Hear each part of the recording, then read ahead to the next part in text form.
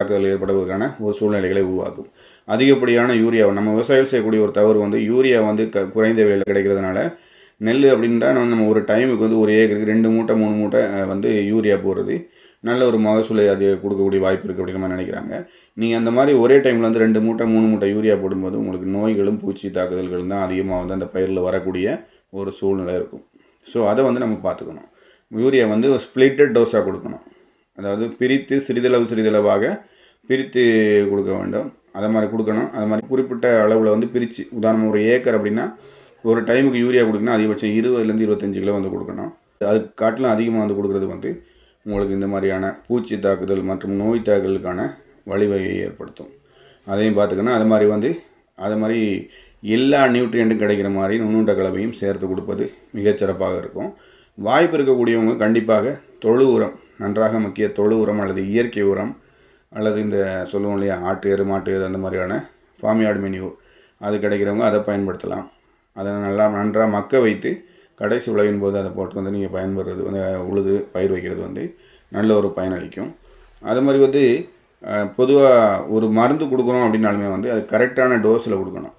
மருந்துடைய அளவுகள் வந்து நம்ம ரெக்கமெண்ட் செஞ்ச அளவை காட்டிலும் நீங்கள் அதிகமாக கொடுக்கும்போது கூட சில நேரத்தில் அந்த இலைகளினுடைய கலர் மாறுவதற்கோ அல்லது வந்து பயிர்கள் வந்து வாடியது போன்று காணப்படக்கூடிய ஒரு சூழ்நிலை கூட ஏற்படலாம். ஸோ அதையுமே வந்து நம்ம முடிஞ்ச அளவுக்கு பார்த்து கரெக்டாக இது பண்ணணும். அது மாதிரி தேவையான காலகட்டங்களில் தேவையான அளவு உரங்கள் பரிந்துரைக்கப்பட்ட அளவில் வந்து உரங்களை வந்து கொடுக்குறது மூலமாகவும் இந்த மாதிரி கலர் மாறுறது மட்டும் இல்லாமல் நுண்ணூட்டச்சத்து குறைபாடையும் தவிர்க்கலாம். தேவையில்லாத நோய்கள் மற்றும் பூச்சிகள் வந்து வருவதையும் நம்ம வந்து தவிர்க்கலாம்.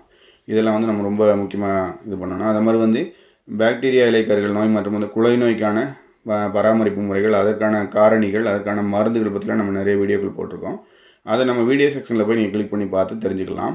அது மாதிரி இந்த வீடியோ பார்க்கும்போது இது வீடியோ வந்து உங்களுக்கு நம்ம வந்து இண்டிவிஜுவலாக ஒரு மருந்து பற்றியும் சொல்லிட்டு வரோம். இது வந்து உங்களுக்கு பயனுள்ளதாக இருக்குது. நம்ம கடையில் போய் வந்து சரியான மருந்துகளை கேட்டு தெரிந்து பெற்றுக்கொள்வதற்கு இது வந்து வீடியோக்கள் மூலமாக நம்ம வந்து தெரிஞ்சிக்க முடியுது அப்படிங்கிற பட்சத்தில் இந்த வீடியோவை லைக் பண்ணிட்டு உங்களுடைய நண்பர்களுக்கும் ஷேர் பண்ணிட்டு பாருங்கள். நல்ல விஷயங்களை அவர்களும் தெரிந்து கொள்ளட்டும். மேலும் விவசாயம் சார்ந்த வேறு சந்தேகங்கள் இருந்தாலும் கமெண்ட் செக்ஷனில் பதிவு செய்யுங்க. அடுத்து வரக்கூடிய வீடியோக்களில் அதை பற்றி தெளிவாகவும் விளக்கமாகவும் பார்த்து விடலாம்.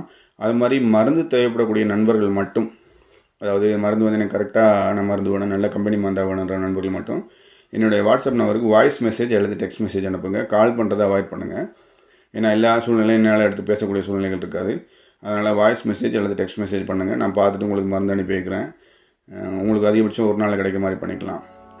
மேலும் மீண்டும் ஒரு புதிய வீடியோவுடன் உங்களை சந்திக்கும் வரை உங்களிடம் வந்து விடைபெறுவது உங்கள் நண்பன் ஷியாம். நன்றி.